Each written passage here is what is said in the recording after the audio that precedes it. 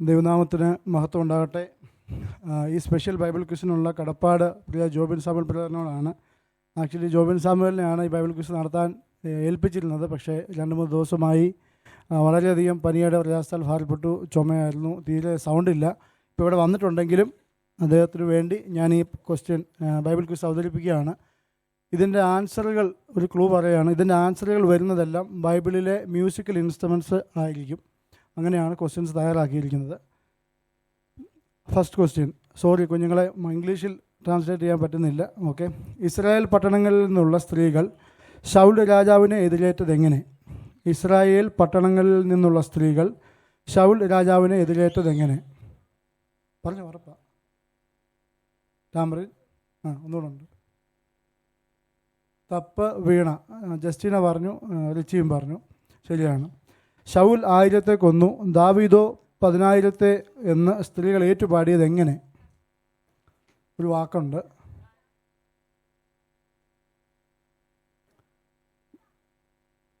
വാദ്യഘോഷത്തോടെ എന്നാണ് answer. വാദ്യഘോഷത്തോടെ. Okay.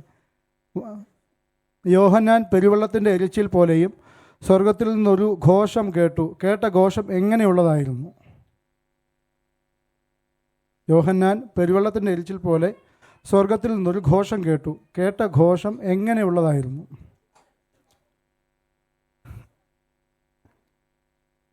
ആർക്കെങ്കിലും? വളരെ റെയറായിട്ട് നമ്മുടെ കമ്മ്യൂണിറ്റിയിൽ യൂസ് ചെയ്യുന്നൊരു സാധനമാണ്.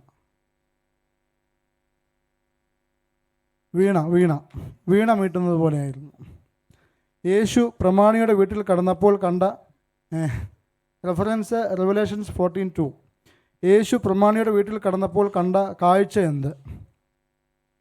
ചേച്ചി പറഞ്ഞതാണ് ശരി. യേശു പ്രമാണിയുടെ വീട്ടിൽ കടന്നപ്പോൾ കണ്ട കാഴ്ച കുഴലൂതുന്നവരെ കണ്ടു. കുഴലൂതുന്നവരെ. ഇസ്രായേൽ കന്യകയ്ക്ക് ദൈവം വീണ്ടും അഭിവൃദ്ധി വരുത്തുമ്പോൾ അവൾ എങ്ങനെയാണ് പുറപ്പെടുന്നത്?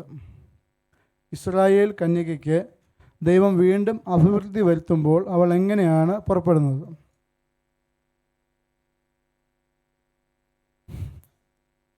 നെക്സ്റ്റ് ടൈം നമുക്ക് ശരിയാക്കാം. പറയാമോ ആർക്കെങ്കിലും? നമ്മൾ ഇത്രയും പറഞ്ഞ ആൻസറിലൊരു ആൻസറാണ്.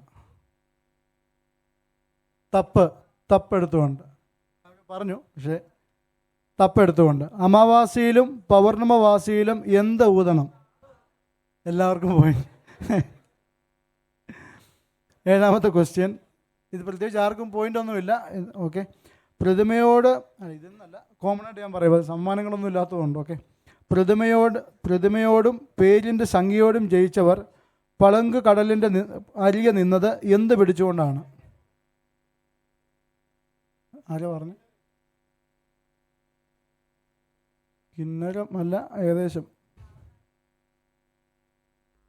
പ്രതിമയോടും പേരിൻ്റെ സംഖ്യയോടും ജയിച്ചവർ പളങ്ക് കടലിനരികെ നിന്നത് എന്ത് പിടിച്ചുകൊണ്ടാണ്? ഇവിടെ ഒരു ആൻസർ പറഞ്ഞിട്ടുണ്ട്. അതിനൊരു ആൻസറാണ്. വീണ പിടിച്ചുകൊണ്ടാണ് നിന്നത്. വീണ പിടിച്ചുകൊണ്ട്. ഓക്കെ. അടുത്ത ക്വസ്റ്റ്യൻ. റെഫറൻസ് സെയിം തന്നെ, റെവലേഷൻ 15:2. യെരുശലേമിൻ്റെ മതിൽ പ്രതിഷ്ഠിച്ചപ്പോൾ പ്രതിഷ്ഠ ആചരിപ്പാൻ ഉപയോഗിച്ച വാദ്യോപകരണങ്ങൾ ഏവ? യെരുശലേമിൻ്റെ മതിൽ പ്രതിഷ്ഠിച്ചപ്പോൾ പ്രതിഷ്ഠ ആചരിപ്പാൻ ഉപയോഗിച്ച വാദ്യ ഉപകരണങ്ങൾ ഏവ? 2 ഉണ്ട് മെയിനായിട്ട്.